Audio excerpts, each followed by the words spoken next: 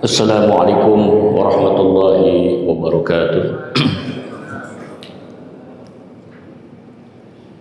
Alhamdulillah. Alhamdulillahilladzi allafna baina qulubina fa asbahna bi ni'matihi ikhwana. Fa asbahna bi ni'matit tarbiyah.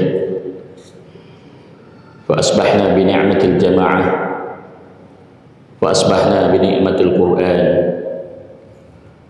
Asyhadu an la ilaha illallah wahdahu la syarika lah wa asyhadu anna Muhammadan 'abduhu wa rasuluhu la nabiyya ba'dah. Allahumma shalli wa sallim ala sayyidina Muhammadin wa ala alihi wa sahbihi ajma'in. Amma ba'd. Faqad Allah ta'ala fil Qur'anil Karim, a'udzu billahi minasy syaithanir rajim. Bismillahir rahim. Wa la taqfu ma laysa laka bihi 'ilmun. Inna as-sam'a wal basara wal fu'ada ulaika kana 'anhu mas'ula. Wa qala Rasulullah sallallahu alaihi wasallam, wa huffatil jannah bimakarih wa huffatin nar bisyahwat. Shadaqallahul azim wa shadaqa rasul karim. Jamaah subuh yang dimuliakan Allah Subhanahu wa taala, insyaallah pagi ini kita akan membahas sebuah maudhu', tema yang sebenarnya cukup akrab dengan kehidupan kita, namun tidak sedikit di kalangan muslimin ini ada kesalahpahaman atau salah penafsiran terhadap beberapa istilah-istilah yang khas di dalam Al-Quran. Adapun judulnya adalah anatomi nafs di dalam Al-Quran, walaupun nanti juga kita akan bicarakan hal-hal yang lain. Saya tulis, kelihatan nggak ya kalau di yang belakang?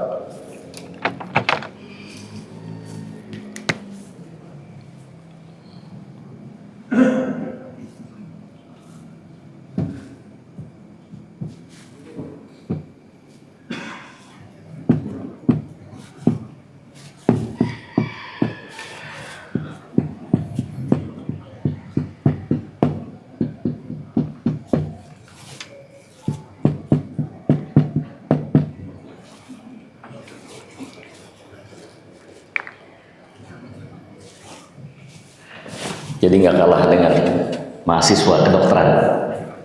Kalau di kedokteran anatomi tubuh, dibedah jantung, paru-paru, ginjal dan sebagainya. Tapi jarang saya dengar ada dokter bedah itu mengistilahkan anatomi nafs. Jadi pelajaran menarik buat kita. Judulnya adalah anatomi nafs di dalam Al-Quran. Ada beberapa hal yang unik yang berkembang di masyarakat yang berhubungan dengan kata nafs ini. Kita menemukan ada dua kata yang juga sering digunakan di masyarakat. Yang pertama adalah nafsu. Kata nafs digunakan dalam bahasa Indonesia dan sering dipakai dalam percakapan dengan kata nafsu. Maaf, contoh. Lagi pertandingan, nonton pertandingan sepak bola, kebetulan yang main ini kesebelasan favorit dia. Waktu tinggal sisa 5 menit udah injury time, belum gol juga. Sehingga temannya komentar, semangat memberikan support buat kesebelasan favoritnya. Temennya bilang, jangan nafsu gitu dong, jangan nafsu begitu dong. Apakah penggunaan nafsu di sini sama dengan kata nafs di sini? Ini satu. Beberapa kita juga kadang-kadang suka pakai itu. Jangan nafsu, biasa aja gitu. Yang kedua, kita juga temukan ada kata nafas. Loh, itu yang pasien di ruangan 301 kok masih bernafas? Pikir udah meninggal, masih bernafas. Kombinasi hurufnya sama, ada nun, ada fa, ada sin. Cuma di Indonesia kan nafas. Itu yang saya cermati, ada kata nafsu dan nafas. Perlu kami sampaikan, di dalam literatur Lughatul Arabiyyah, dalam linguistik, ilmu linguistik di dalam bahasa Arab, kata nafas dan kata nafsu yang dimaksud dalam bahasa Indonesia tidak ada akar katanya di dalam bahasa Arab, walaupun ada dihubung-hubungkan. Kalau diartikan nafs itu dengan nafsu, sepertinya kalau bicara nafsu dalam bahasa Indonesia negatif ya Pak ya? Negatif, nafsu itu negatif. Kalau memang yang dimaksud kata nafs itu adalah nafsu yang sering dipakai oleh kita dalam sehari-hari, yang dimaksudkan untuk hal yang negatif, yang buruk, lantas bagaimana kita memahami surat Al-Fajr ayat 27 yang berbunyi A'udzubillahi minasyaitonirrajim, bismillahirrahmanirrahim, ya ayyatuhan nafsul mutmainnah. Allah menggunakan kata nafs, mutmainnah, tentram. Apa mungkin nafsul mutmainnah itu jelek? Apa mungkin nafsul mutmainnah itu buruk, negatif? Tidak, justru dia positif. Maka kalau diartikan nafsu itu dengan nafsu, maaf, terlalu mempersempit. Padahal yang dimaksud Allah dalam Al-Quran tidak semata-mata itu. Betul, ada nafsu yang negatif, kita nanti akan bicarakan. Ada nafsu yang negatif, tetapi tidak semata-mata nafsu yang negatif. Ada juga nafsu yang positif. Itu yang pertama. Yang kedua, nafas.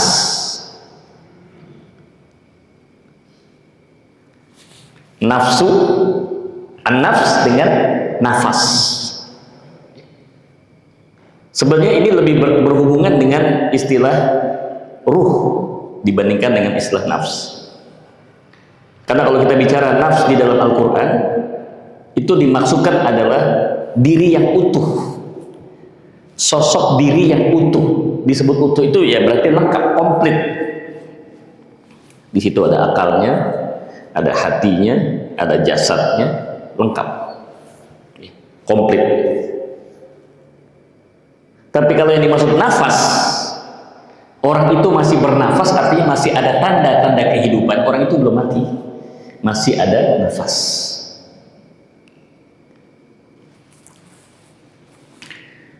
Itu sedikit menyinggung beberapa kosakata yang banyak dipakai di masyarakat yang kita perlu luruskan supaya jangan sampai kita batasi pengertian nafs di dalam Al-Quran dengan apa yang dibicarakan oleh masyarakat di sekeliling kita. Jemaah sekalian, di dalam Al-Quran kita juga menemukan beberapa istilah-istilah lain yang ada hubungan.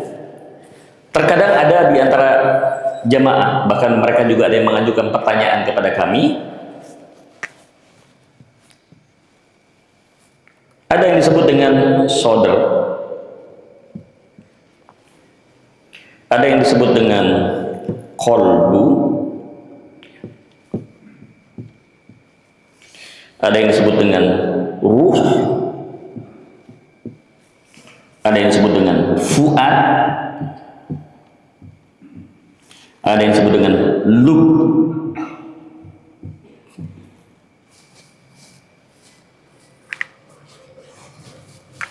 Otomatis juga termasuk kita bicara nafs.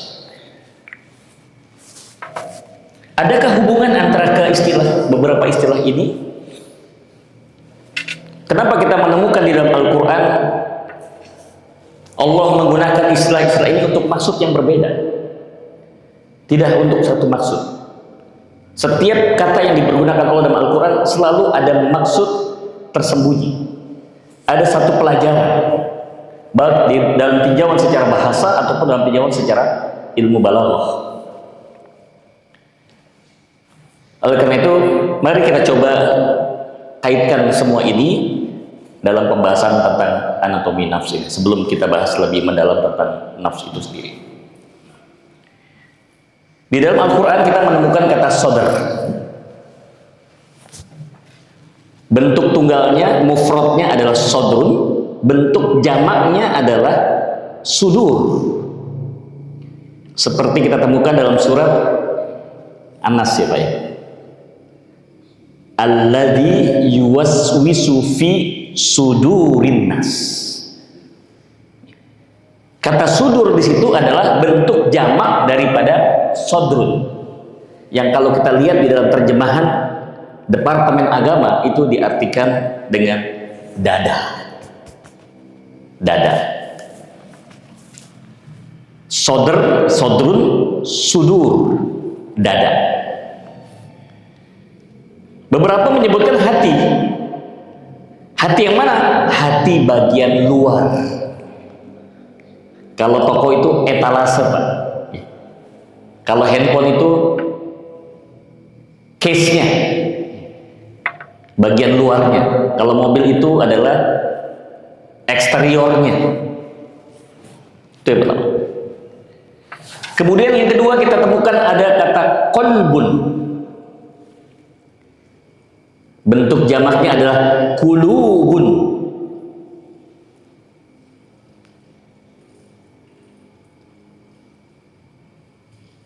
Di dalam Quran banyak sekali disebut kata qalbun. Contohnya surat Al-A'raf ayat 179. Walaqad a'udzubillahi minasyaitonir rajim. Walaqad dzarabna li jahannama katsirin minal jinni wal ins. Lahum qulubun la yafqahuna biha. Lahum qulubun la yafqahuna biha. Disebut dengan menggunakan qulub, berarti bentuk jamak dari qalbun. Walahum a'yunun la yubsiruna biha. Walahum adhanun la yasma'una biha. Ulaika kalan'am bal hum adall wa ulaika humul ghafilun. Surat Al-A'raf ayat 179. Sebelah kanan paling atas, surat ke-7 ya. Kalau tadi sodor itu adalah dada, kalau mau dihubungkan kata hati, hati bagian luar. Lantas qalbun ini bagaimana? Dia hati juga. Lantas apa maksudnya qalbun di sini? Sesuai dengan akar kata dari qalbun itu, qallaba yuqallibu. Qallaba itu begini, Pak. Dan muncullah ada satu terminologi inkilab. Inkilab pada perubahan yang drastis, perubahan yang radikal, perubahan yang revolusioner. Jadi, makanya kata revolusi disebut dengan inkilab. Diambil kata qallaba yuqallib. Berbalik bisa 180 derajat. Seperti yang sebutkan Rasulullah dalam satu hadis, sayati zamanun yusbihu mu'minan wa yumsi kafiran. Wa yumsi mu'minan wa yusbihu kafiran. Apa kata Nabi? Hati-hati, nanti ada satu zaman, satu masa di mana orang beriman paginya, nih pagi ini beriman nih Pak, habis sholat subuh kita pada beriman semua, sorenya kafir. Sorenya kafir. Ada juga orang yang sorenya beriman, pas asar dia beriman, tapi subuhnya kafir. Nah, itu Rasulullah menceritakan tentang apa? Betapa mudahnya qalbun itu berubah. Dia tidak stabil, tergantung yang masuk apa, tergantung masukan. Dia netral sifatnya. Kalau yang masuknya positif, ya dia ikut positif. Yang negatif, masuknya negatif, ya ikut negatif. Di mana posisi qalbun itu? Disebutkan oleh Imam Al-Ghazali, qalbun itu ada di bagian dalam hati bagian dalam. Kalau tadi bagian luarnya dada, ini bagian dalamnya adalah qalbun. Jamaah, kalau ada yang pernah mencermati pesawat terbang yang sedang diparkir ya, yang sedang ada di hanggar atau yang mau siap-siap mau take off ya, yang masih ada di istilahnya tuh apron. Apron tuh tempat parkirnya sebelum ke runway. Pernah perhatikan Pak, di sayap pesawat atau di hidung pesawat itu ada karet ya, rubber warna hitam. Dia bukan aluminium, dia bukan material pesawatnya, tapi dia tambahan ya, dia ada di moncongnya ya, hidungnya pesawat, ada juga yang ditaruh di sayap. Apa itu? Itu yang namanya sensor Pak. Jadi maaf kalau ada orang yang tidak ngerti ya, dirusak itu rubbernya, karet yang hitam itu dirusak Pak. Itu bisa mempengaruhi akurasi dari instrumen yang ada di kokpit Pak. Pilot bisa bingung gitu nanti. Harusnya nunjuknya adalah ke arah kanan, malah dia lari ke kiri. Jadi kacau gitu bacanya. Nah itu kalau boleh diumpamakan di sini, si sensor itu adalah namanya solder. Sensornya solder, bagian luarnya. Nah, kalau dibuka bagian yang rubber tadi dibuka ya, disingkap, itu di dalamnya ada satu alat Pak, namanya radar. Radar. Fungsi radar ini adalah untuk mendeteksi macam-macam ya, bisa mendeteksi jarak, bisa mendeteksi ada bahaya. Salah satu yang dipakai di pesawat yang menjadi instrumen kunci bagi pilot ketika dalam kondisi terbang cuaca buruk ya. Jemaah, kalau pilot tuh terbang di malam hari dalam cuaca buruk, nggak ada yang bisa dilihat, gelap Pak. Kalau mobil enak Pak ya, kalau gelap kita tinggal minggir ke rest area, selesai Pak, tidur sampai terang kan ya. Kalau pesawat gimana mau minggir Pak, dia udah di atas. Tetap harus dijalankan pesawat. Bagaimana kita membayangkan gelap ya, cuaca badai, nggak bisa lihat apa-apa di kokpit tuh, kaca gelap sekali. Itu yang disebut dengan blind flying, terbang dalam kondisi buta. Satu-satunya yang dia bisa pegang untuk sampai ke tujuan itu adalah instrumen, namanya radar. Radar itu yang akan bantu, termasuk di situ ada kompas yang akan bimbing sampai ke tujuan. Bapak bisa bayangkan, jamaah bisa bayangkan kalau instrumennya itu error, wassalam. Padahal itu dipercaya oleh pilot, yang dipercaya malah ngaco, akhirnya bisa nyasar. Ya alhamdulillah kalau nyasar, tapi coba kalau nabrak gunung. Nah, kalau tadi luarnya adalah solder, radar itu qalbun. Jadi hati ini radar, dia seperti radar. Tapi fungsi radar itu juga dipengaruhi oleh sensornya. Kalau sensornya rusak, maka otomatis penerimaan si hati ini juga akan berkurang, berubah.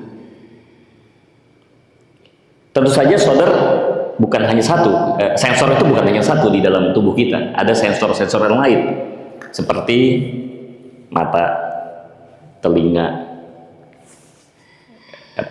indera, perasa, lidah. Ini semua adalah sensor. Dari mana saya tahu bahwa air putih ini tidak manis dan tidak asin? Setelah saya minum, lidah ini akan memberikan informasi pada saya, ini adalah air putih, tidak ada campuran apapun, murni. Nah, itu sensor. Fungsinya dada itu. Nah, kenapa di dalam surat An-Nas ini, alladzi yuwaswisu fi sudurin nas, setan itu menggoda manusia lewat jalur sudur. Sensornya dikacaukan, sensornya. Satu contoh, ini ketika saya nukil dengan salah seorang syekh membahas tentang kitab kitabnya Imam Syafi'i itu ada muqaddimahnya, kitab Imam Syafi'i Al-Um. Diceritakan suatu kali Imam Syafi'i tidak sengaja, sekali lagi tidak sengaja, matanya tidak sengaja melihat betis perempuan.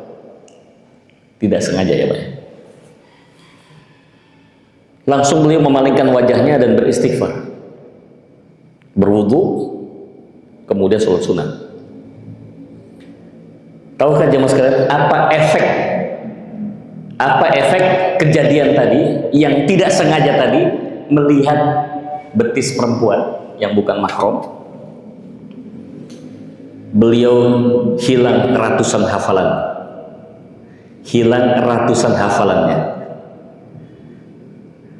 Jadi sekarang terjawab tuh ya, perasaan saya udah hafal ya 2 juz, kenapa hilang lagi ya hafalannya? Jangan-jangan ngelihat yang bukan mahram. Jadi salah satu di antara yang menggugurkan hafalan kita adalah maksiat. Kenapa kita sudah menghafal Quran tapi tiba-tiba hilang lagi? Dan maksiat hari ini bukan to the point, bukan lihat secara langsung. Maaf. Kadang-kadang menggunakan media, kita lagi ngirim chat, masuk iklan kita nggak minta Pak. Iklan waktu kita buka YouTube keluar iklan, maaf, tayangan yang tidak senonoh. Kita terpaksa nggak sengaja melihat, itu langsung pengaruh. Kenapa sampai Rasulullah sebutkan di pasar itu tempat berkumpulnya setan? Kalau kita nggak kuat-kuat pergi ke mall, silakan, utamanya bapak-bapak melihat pakaian wanita beraneka ragam, kehabisan bahan, kita mau nunduk dibilang salah, disangka nyari duit, kita ngeliat ke atas disangka ngitung bintang, gitu kan, kita merem nanti nabrak tiang, gitu kan, serba salah. Karena banyak yang berbahaya untuk dilihat. Itu sampai Imam Syafi'i seperti itu. Itu sudur, ya. Ada semacam sensor.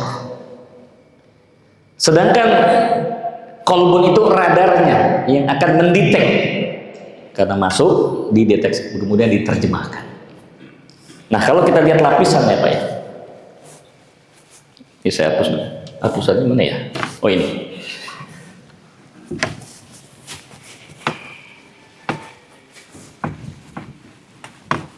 Maaf kalau gambarnya saya kurang bagus. 1, 2, 3. Untuk meringkas ya.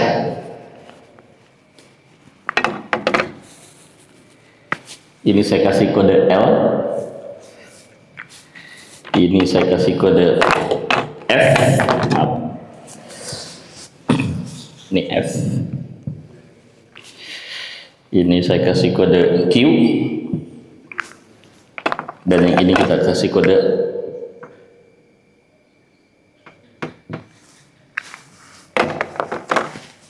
nah, sekarang agak terjawab.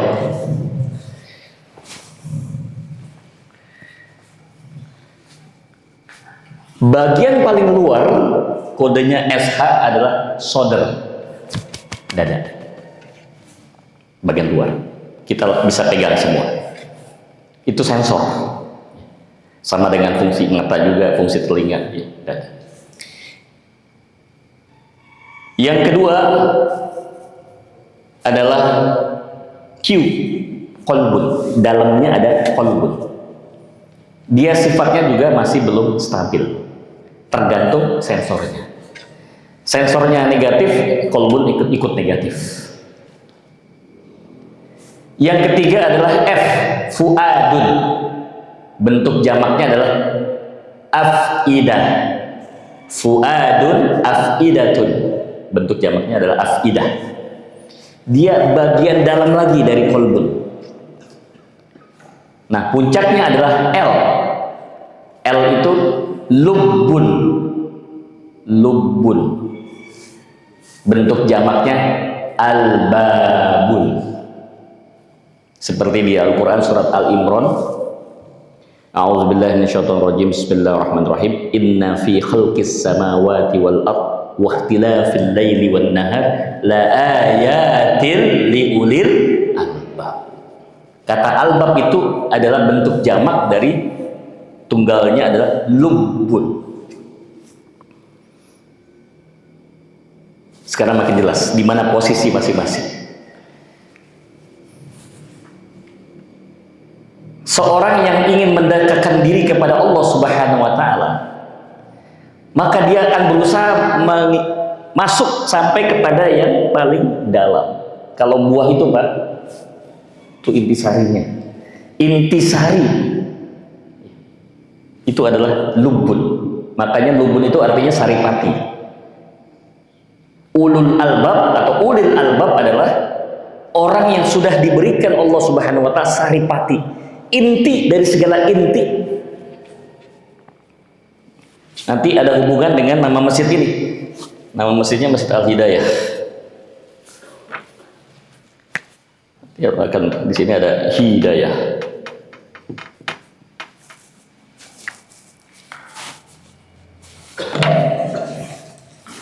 Maka supaya kita bisa terus bergerak ke arah yang lebih baik dalam setiap perjalanan hidup kita, ada yang namanya marhalah, ada tahapan. Yang pertama disebut dengan istilah al-hidayah al-fitriyah. Al-hidayah al-fitriyah, hidayah fitrah. Seperti yang termaktub dalam Quran surat Ar-Rum ayat 30. Surat 30 ayat 30, ya, di posisi sebelah kanan dua dari bawah. Bunyinya adalah a'udzubillahi minasyaitonirrajim, bismillahirrahmanirrahim, fa'akim wajhaka lid-dini hanifa fitratallahi allati fataran nasa 'alaiha. Hadapkanlah wajahmu kepada din yang lurus, maksudnya adalah Islam. Kenapa kita harus menghadap kepada Islam? Fitratullah. Karena Islam itu adalah fitrahnya Allah yang diberikan kepada kita. Allati fataran nasa 'alaiha, di mana Allah menciptakan kita manusia itu juga berdasarkan fitrah. Jadi ini Islam fitrah, ini diri kita juga fitrah. Fitrah ketemu fitrah cocok. Istilahnya kompatibel. Handphone yang mereknya adalah iPhone, dimasukkan mikroprosesornya adalah Android, jalan nggak, Pak? Nggak jalan. Nggak jalan dia. Karena si Android ini bukan pasangannya si iPhone. Kalau iPhone itu iOS. Walaupun handphonenya canggih, dipaksakan nggak kerja, error. Sama. Ketika manusia mengambil agama selain Islam untuk kehidupannya, error, Pak. Paling minim gelisah. Alhamdulillah, izin Allah, saya 3 kali diundang ke Jaulah Dakwah ke Amerika. Syukur alhamdulillah juga kami sempat untuk mengislamkan 3 orang. Satu di Los Angeles. Di Los Angeles itu di Masjid At-Tahir. Di Los Angeles. Perempuan dari Puerto Rico, Amerika Latin. Masih muda. Kami diskusi sampai akhirnya dia udah mantap. Rupanya dia sudah belajar Islam sebelumnya. Akhirnya dia syahadat. Saya ikut dalam proses itu. Ada satu pertanyaan yang saya tanya kepada perempuan itu. Why do you choose Islam? Kenapa kau pilih Islam? Secara dia panjang, tapi saya ringkas, Pak. Jawabannya 2. Intinya. 1, karena Quran. Begitu dia baca Quran, plong, Pak. Plong. Kayak nyambung gitu, Pak. Tenang, nggak ada gelisah. Kemudian pada saat dia melihat seorang muslim sedang sholat, dia juga melihat ada keinginan dia untuk melakukan seperti saudaranya yang sedang sholat. Jadi akhlak dari kita dalam bentuk ibadah itu berkesan. Yang kedua di Philadelphia, ini laki, anak muda tapi laki. Saya tanya lagi dengan pertanyaan yang sama, walaupun cara menyampaikannya berbeda, tapi saya menemukan intinya dua lagi. Takjub dengan Quran, begitu dia baca Quran dibandingkan kitab-kitab lain langsung nyambung. Satu lagi di New York, masuk Islam juga. Jawabannya sama. Ini sudah membuktikan, Pak, barang siapa yang mencari untuk kehidupannya selain Islam sebagai jalan hidupnya, sebagai pedoman hidupnya, sebagai way of life, sebagai minhajul hayat, pasti dia hidupnya gelisah. Menurut catatan WHO, World Health Organization, Dinas Kesehatan PBB, di negara-negara maju, terutama Amerika, banyak orang yang mengidap penyakit insomnia, Pak. Tahu insomnia, Pak? Penyakit susah tidur. Mereka kalau mau tidur harus menelan berbutir-butir obat tidur baru bisa tidur. Tapi hebatnya orang Islam di Indonesia, jamaah Masjid Al-Hidayah dengerin kuliah subuh ketiduran. Nggak perlu obat tidur, Pak, dengerin kuliah subuh bisa ketidur, terutama yang di belakang dan yang nyender biasanya, Pak. Mohon maaf, Pak. Gus tahu aja. Jadi bangun saya. Hebat orang Islam, Pak. Nggak perlu obat tidur. Karena dia udah tenang gitu. Dengerin pengajian tuh tenang gitu. Lalu mereka nggak bisa tidur. Ini yang pertama ya. Yang pertama levelnya adalah hidayatul fitriyah. Yang kedua adalah al-hidayah al-hawasiyah. Hidayah panca indera. Kalau yang fitriyah nggak usah dibicarakan, karena kita semuanya muslim, sudah pasti, kita semua sudah pasti mendapatkan hidayah fitriyah. Keislaman kita itulah hidayah fitriyah. Kemudian yang berikutnya hidayah hawasiyah, petunjuk dalam bentuk panca indera. Berarti ini sudah bicara sensor. Apa yang dimaksud dengan petunjuk berupa panca indera? Tadi yang saya sebutkan surat Al-A'raf. Ketika dia diberikan mata oleh Allah, tapi matanya digunakan untuk melihat sesuatu yang tidak diizinkan oleh Allah Subhanahu wa Ta'ala. Dia diberikan telinga oleh Allah, tapi telinganya digunakan untuk mendengarkan suara-suara yang membawa kepada neraka, kejahatan. Dia punya tangan, dia punya kaki, dia punya tangan digunakan untuk menandatangani sebuah proyek yang tidak benar. Dia punya kaki, dia gunakan untuk ke tempat-tempat maksiat, dia langkahkan kakinya bukan ke tempat yang diridhoi Allah. Dia cicipi makanan-makanan yang diharamkan oleh Allah Subhanahu wa Ta'ala. Berarti sensornya udah error. Belum dapat hidayah, Pak. Yang begini belum dapat hidayah hawasiyah. Kalau hidayahnya sudah dapat hidayah hawasiyah, bawaannya tuh mata tuh maunya apa? Baca Quran. Ngelihat baca Quran tuh resep. Ini kadang-kadang coba kita bisa menilai diri kita sendiri, Pak. Berapa jam kita alokasikan untuk melihat di YouTube, TikTok, dan sejenisnya dengan Al-Quran. Yang tahu adalah kita sendiri. Tahu heran ya, Ustaz. Kayaknya baru dua halaman Quran, kayaknya ngantuk bang. Tadi YouTube 1 jam aman ya. Nah itu belum dapat hidayah tuh.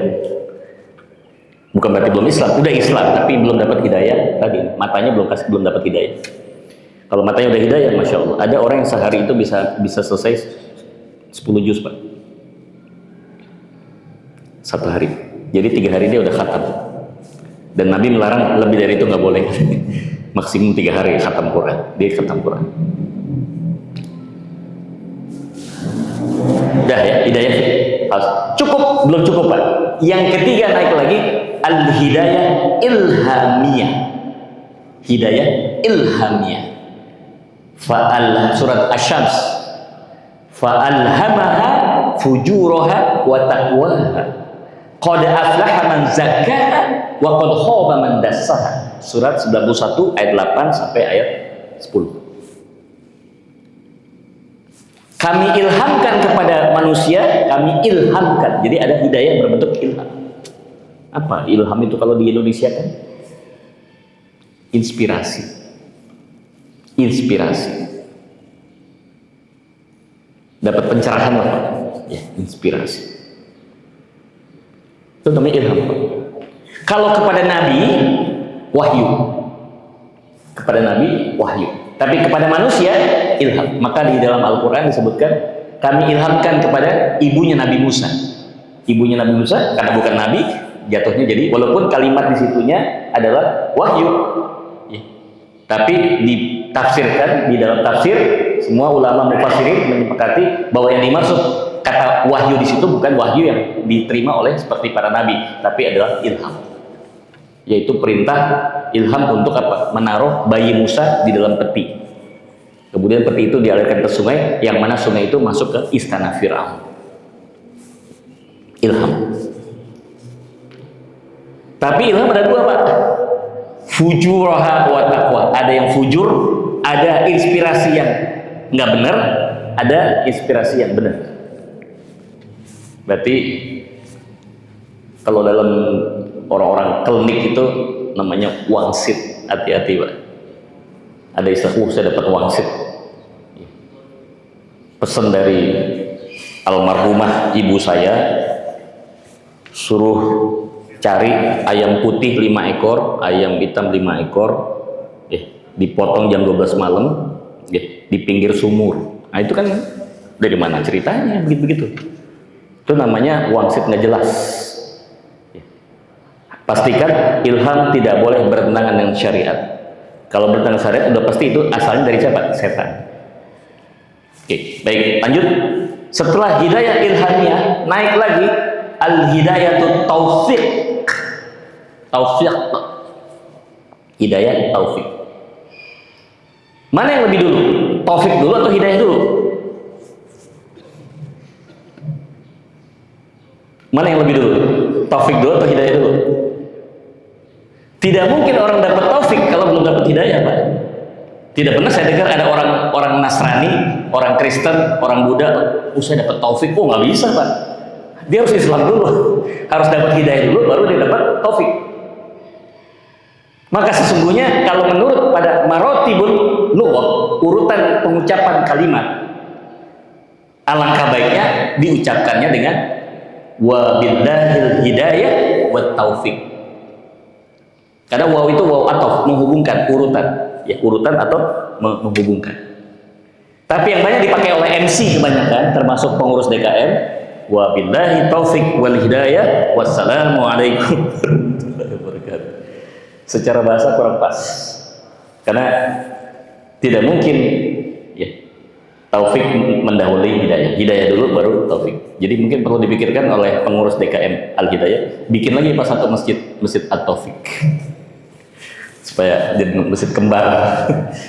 Masjid Hidayah, yang satu lagi masjid At-Taufik. Saya punya ipar kembar identik, cuma beda berapa menit. Yang satu namanya Taufikur Rahman, yang satu namanya Hidayatur Rahim. Mirip, Pak. Kalau orang yang nggak paham betul pasti suka salah nebak. Taufikur Rahman, Hidayatur Rahim, Masya Allah. Ya, orang tuanya kasih nama pas banget.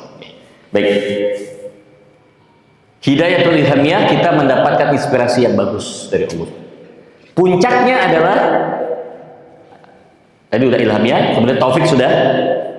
Mungkin sebagai gambaran, Pak, yang disebut taufik itu adalah riayah. Ketika kita sudah berada dalam siratal mustaqim, apa yang bisa memastikan kita tetap ada di siratal mustaqim, tidak belok-belok, tidak melenceng sampai akhir hayat? Jawabannya adalah taufik, yaitu apa? Bimbingan dari Allah Subhanahu wa Ta'ala. Allah yang jagain kita. Makanya kalau kita ingin berbuat maksiat, bawaannya gagal terus, Pak. Alhamdulillah, Pak, berarti Allah jaga kita, Pak. Hati-hati, Pak, kalau kita sedang bikin maksiat malah dibikin gampang, tapi bikin kebaikan malah dibikin susah. Hati-hati. Ya. Maka hari ini bersyukurlah yang enteng tadi sholat subuhnya. Ya. Belum dibuka masjid dia udah datang duluan, semangat. Ya. pulang paling belakangan. Beruntunglah jamaah yang bisa dengerin kuliah subuh dari awal sampai akhir tanpa khusyuk. Khusyuk, nah ini khusyuk. Nah, berarti dapatkan riayah, penjagaan dari Allah Subhanahu wa Ta'ala. Orang baik, orang yang udah dekat sama Allah kadang-kadang dijagain, Pak. Jangan sampai orang ini nyimpang, Pak. Jangan suuzon dulu sama Allah. Memang itulah cara Allah menjaga kita sehingga dihindarkan dari berbuat jahat. Perasaan setiap mau ke sana ada aja. Itu yang dialami Rasulullah ketika dulu waktu menjadi nabi dan rasul. Ingat Pak, ada kisahnya yang disebut di dalam kitab Sirah An-Nabawiyah karena Syekh Dr. Said Ramadan Al-Buti. Nabi waktu masih remaja. Ya namanya remaja ya Pak, belum jadi nabi dan rasul. Muhammad datang ke pesta ukat. Pasar ukat tuh suka ada ini Pak, pesta malam. Ya. Acara ya begitulah, hiburan-hiburan, di antaranya adalah tari-tarian. Ya. Tari-tarian yang ya begitu, yang membuka aurat. Nabi datang. Muhammad datang di acara itu. Begitu mau mulai pertunjukan, Pak, tidur, Pak. Bangun-bangun udah selesai pertunjukan. Nggak jadi. Balik lagi Nabi. Besoknya datang lagi Nabi. Niatnya mau penasaran, mau lihat. Tidur lagi. Sampai 3 kali. Setelah itu beliau tidak mau lagi datang ke tempat itu. Itulah cara Allah menjaga beliau. Jangan sampai beliau melihat sesuatu yang tidak pantas dilihat. Ya. Beruntunglah kita kalau kita dijaga oleh Allah Subhanahu. Itu tanda Allah sayang sama kita. Jangan sampai kita berprasangka dulu buruk kepada Allah. Itulah cara Allah jagain kita. Saking sayangnya Allah dengan kita sampai dijaga. Jangan sampai ini orang bikin maksiat. Heran, terus setiap ada proyek yang mendatangkan keuntungan miliaran, kok saya batal terus ya? Ya karena itu proyek nggak benar Pak, proyek fiktif. Udah jangan dikasih, mendingan yang berkah aja Pak. Oke, itu yang namanya taufik.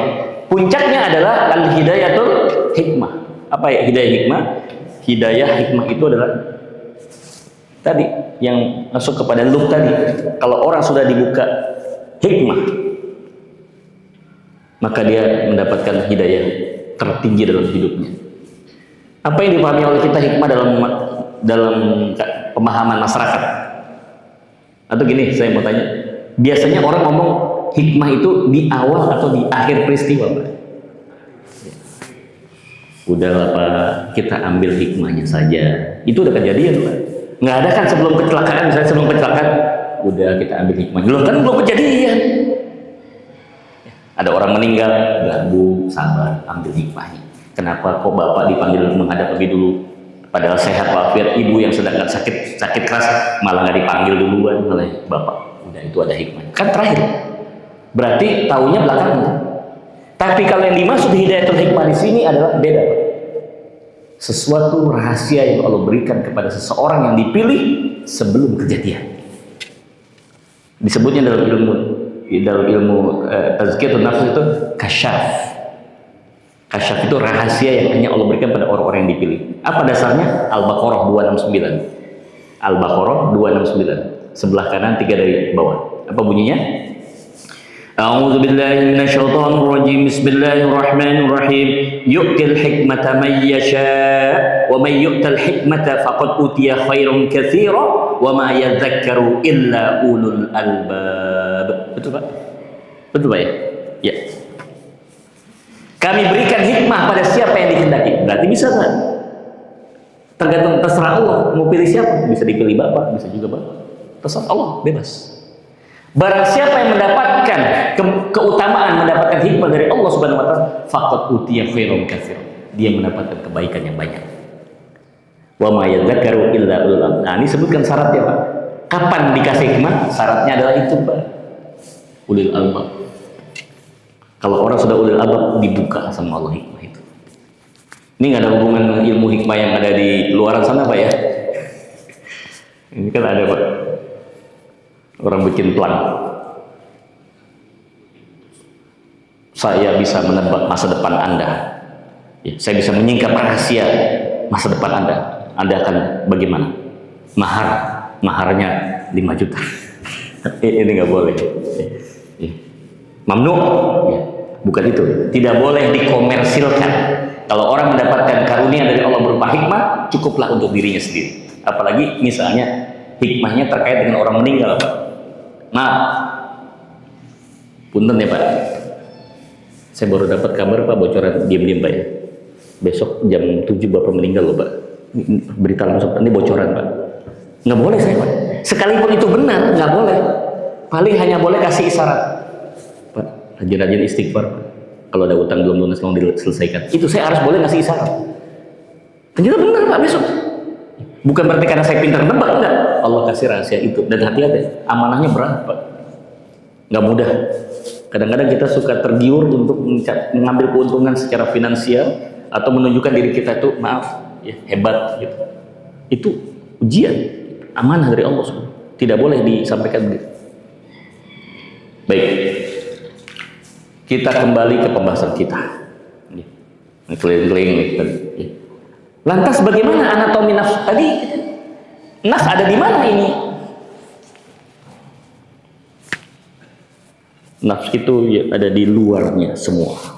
Dia include di dalamnya, termasuk di dalamnya ada jasad. Sehingga para ahli-ahli bahasa, ahli lughah mengatakan nafs itu adalah identitas. Identitas sosok nih. Nafs.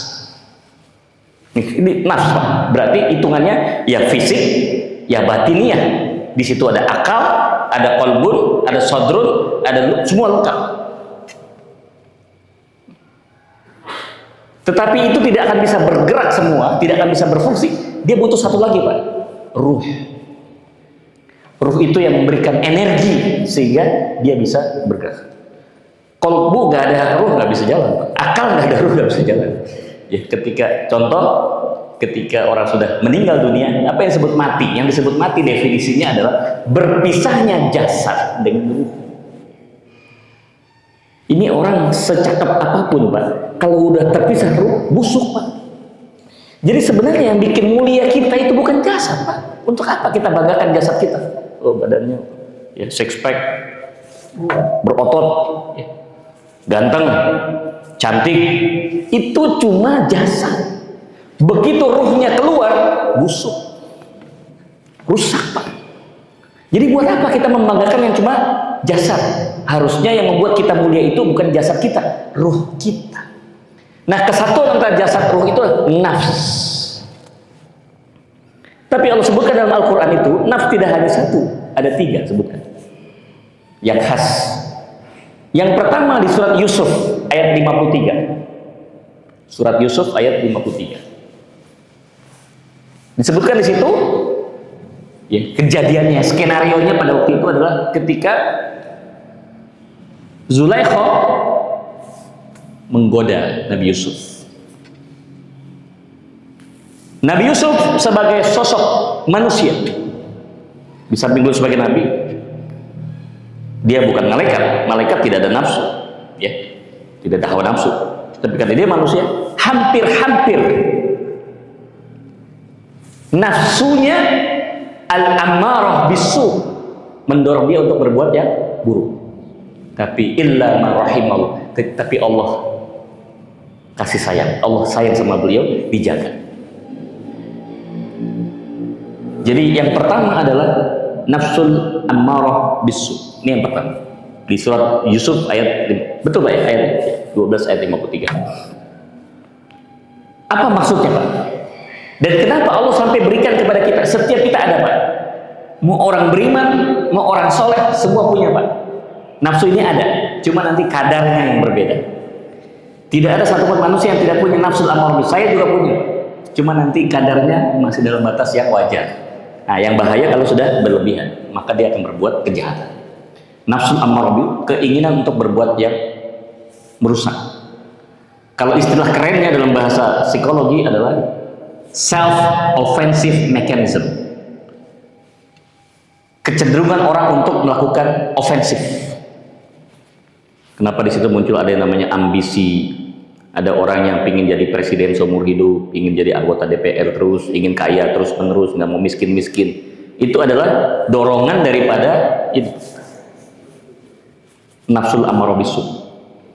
Itu yang pertama. Yang kedua, Di dalam surat 75 Al-Qiyamah. Di situ Allah menyebutkan nafsul lawwamah.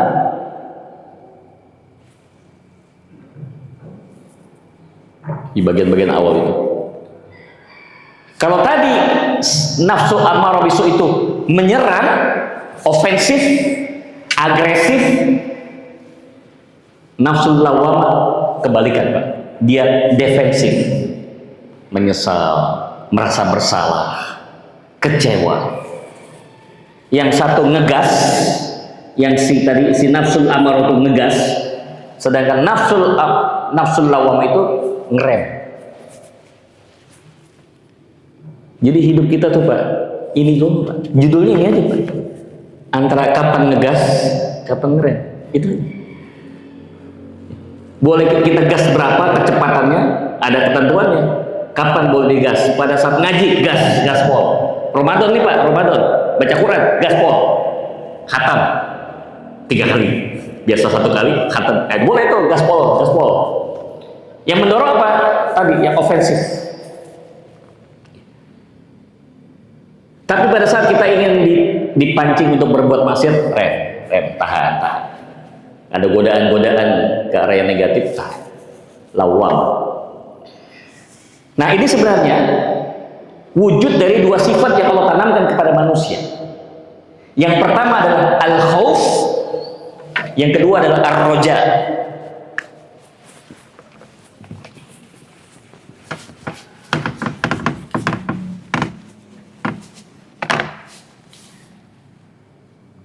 Jadi al-insan dikasih Allah tuh ada al-khauf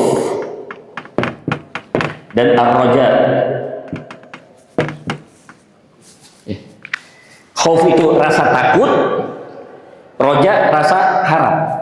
Yang satu rasa takut bikin kita ngerem, ar-roja bikin kita ngejas. Dua-duanya ada, Pak. Apa yang mendorong orang semangat untuk mencari nafkah? Ar-roja. Pada saat yang sama, dia tidak ingin hidupnya penuh dengan utang. Nah, itu ada rasa takut, ngerem. Nah, tentu saja tidak bisa kita hidup hanya mengandalkan tarik-tarikan antara 2 hal ini. Kita perlu satu lagi, Pak. Ini yang disebut dengan surat 89 ayat 27. Ya ayyatuhan nafsul mutmainnah. Nah, di sini ada penyeimbang, istilahnya stabilizer. Mobil kalau nggak ada stabilizer, Pak, begini, Pak, singit terus, Pak. Bawa di tol, ngebut, lepas tangan begini. Karena nggak stabil, Pak. Bawahnya ada yang lari ke kanan, ada yang lari ke kiri, makanya ada spurring and balancing gitu, Pak, ya. Stabilizer. Fungsi daripada stabilizer ini, si nafsul mutmainnah adalah ketika rasa khaufnya itu berlebihan, overdosis, dia nurunin. Begitu sebaliknya, ketika rojanya berlebihan, dia turunin. Nafsul mutmainnah. Kalau ini khauf, ini roja, maka ini adalah si nafsul mutmainnah adalah al-mahabbah atau al-hub, cinta. Jadi cinta itu berada di antara 2 sifat, mencoba untuk mengakurkan, menstabilkan antara rojaknya manusia, harapnya manusia, hope-nya manusia dengan takutnya manusia, fear-nya manusia. Udah ini suruh kita beruntung ada yang namanya nafsul mutmainnah. Nah, supaya sebagai penutup, supaya bisa sinkronisasi sehingga nafsul mutmainnah itu bisa bekerja dengan baik di dalam kehidupan kita, tidak bisa mendalikan si rojak jangan berlebihan atau si khaufnya itu jangan berlebihan. Ada yang namanya 2 hal, tarbiyah wa tazkiyah. Tarbiyah wa tazkiyah. Tazkiyah penyucian, dicuci. Kotor harus dicuci. Bagaimana cara nyucinya? 3 tahap. Yang pertama adalah tahalli, tinggalkan yang muharramat, tinggalkan yang haram. No kompromi, no compromise, nggak ada kompromi, ya, nggak ada tawar-menawar. Apapun yang diharapkan Allah tinggalin, apapun alasannya, kecuali dalam kondisi sangat darurat. Itu pun hanya sedikit saja. Kalau sudah masuk yang di situ, turun masuk yang kedua, yaitu meninggalkan sesuatu yang makruh, bukan haram, tapi tidak disukai. Tidak disukai.